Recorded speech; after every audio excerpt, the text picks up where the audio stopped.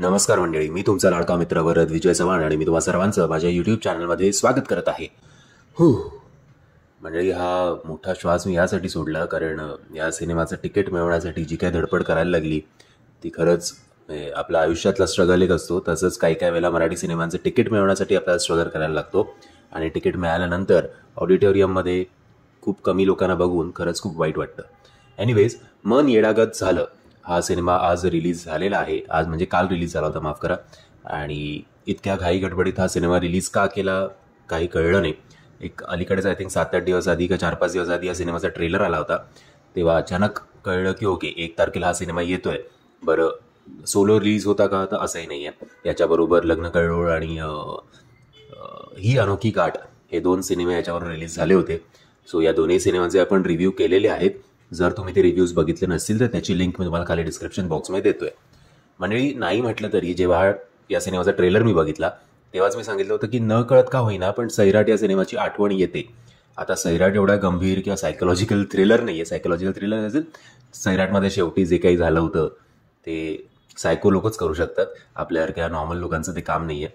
बरं, मुलीकडच्या बापाचा विरोध आणि हे ते असं याच्यात नाही आहे, पण तरी माहिती नाही, असं वाटतं की कॅरेक्टर्स आणि ते मेन लीड जे आहेत, नायक आणि नायिका, हे थोडीफार त्या सिनेमाने इन्स्पायर्ड आहेत. कारण प्रेमळ आणि प्रेमात अखंड बुडालेला असा नायक आणि तिखट स्वभावाची अशी नायिका. सो कॉलेजमध्ये दोघं शिकत असतात, तिकडे दोघांचं प्रेम होतं. आता हे प्रेम सक्सेसफुली लग्नात कन्वर्ट होऊन ते आयुष्यभर स्थिरावणार का, हे जर तुम्हाला जाणून घ्यायचं असेल तर हा सिनेमा तुम्हाला सिनेमागृहात जाऊन बघायला हवा. सिनेमाचं डिरेक्शन केलेलं आहे योगेश जाधव सरांनी. त्यांचं काम चांगलं आहे. सिनेमा लिहिला आहे विकास सर आणि सुदर्शन सर यांनी. सो त्यांचं लिखाण ओके आहे. फ्रँकली हा सिनेमा तुम्हाला काही फार तुमच्यासमोर वाढून ठेवत नाही असं अनफॉर्च्युनेटली म्हणायला लागेल.